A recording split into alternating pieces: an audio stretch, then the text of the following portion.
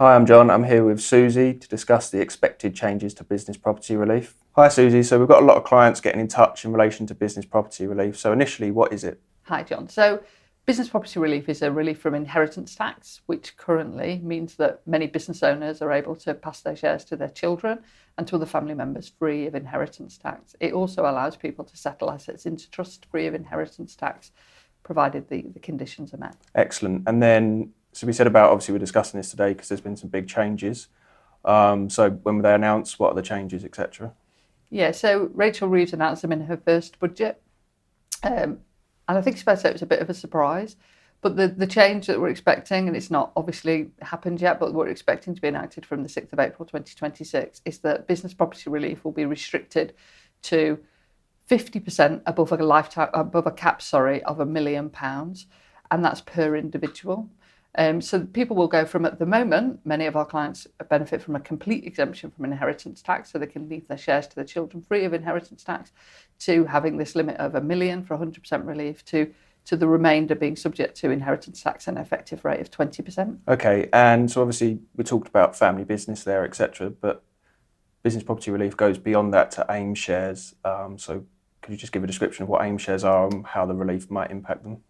Yeah, so no, that's right. This was another probably anticipated change, which is that at the moment, if you've got shares listed on AIM, they currently qualify for business property relief. So you don't have to own, a lot of that business. You might just be an investor. Though that relief will be restricted to 50% from the 6th of April 2026 as well. So business property relief, obviously it covers a lot of areas, and with most things in tax, it's very complicated. Have you got any more detail on the changes, any key points that clients should be aware of? Yeah, no, so there are some key points I think to think about. I think the first thing is that £1 million allowance is not a lifetime allowance. It renews every 7 years. And I think what that really means, just to make some sense of it, is if I gifted shares away that qualified for business property relief 8 years before my death, then on my death, i.e. more than 7 years later, I'd have another £1 million. So effectively every 7 years you get another £1 million to utilise. That £1 million is per individual. So lots of inheritance tax, we think of spouses as being almost a combined unit. That's not the case here. Each individual have a £1 million allowance. So if you as a spouse, a husband or a wife, don't use your £1 million allowance, it doesn't pass to your spouse. So for us, there's lots of thought around how do we hold business assets now if we've got, both spouses with their allowance.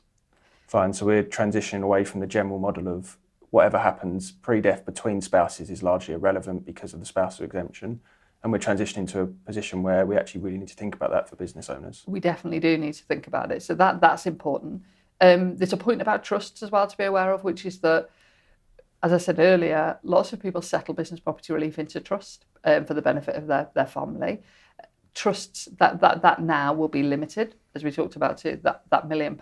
And trusts will also get £1 million allowance, but they'll only effectively, for each settlor, they'll only have £1 million allowance per trust from the 6th of April 2026. For trusts set up earlier, the rules are a bit more complex and difficult, but it just means there's £1 million allowance for trusts. I think the other thing to be aware of is that you don't have to pay that inheritance tax straight away. It's payable over 10 years. So an instalment payments, and that is interest free as well. So obviously we said the changes come in from April 26. So what kind of discussions are you having with clients already? What discussions do you think we need to have moving forwards, etc.? Yeah, so having tons of conversations with clients at the moment. You'll appreciate we've got clients who have lived in the world where they've thought they'd be able to pass assets to the children free of inheritance tax. That has changed. So we're talking to lots of clients about, is it now an appropriate time to settle some shares into trusts? As you'll appreciate, that's not always quite as straightforward as you might think. Firstly, there are things to think around. Do I qualify in full for business property relief?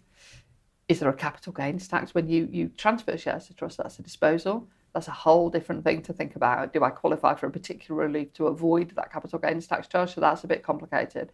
But then I think the really important commercial point is, how much do I put into trust for my children? Many of my clients are business owners who sell their businesses.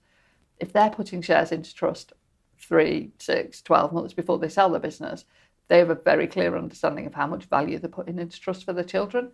If you're asking people now to put that value into trust, the question then is, how much of my business do I want to put into trust for for the benefit of my family, fantastically, but not for me anymore. So how much am I willing to kind of give away? And that's quite difficult, I think. So obviously we're talking to clients around this particular IHT change, but is there more general conversations that are being had with clients around additional IHT planning and wider?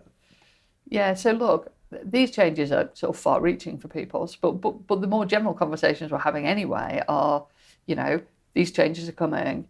If I can't or don't want to settle assets into a trust, is it the right thing for me? Should I perhaps be giving some value away to children now? You know, the sooner you give inheritance tax at the moment is that you can give assets away, and if you survive 7 years, there's no inheritance tax. So the question is, should I be giving assets away now?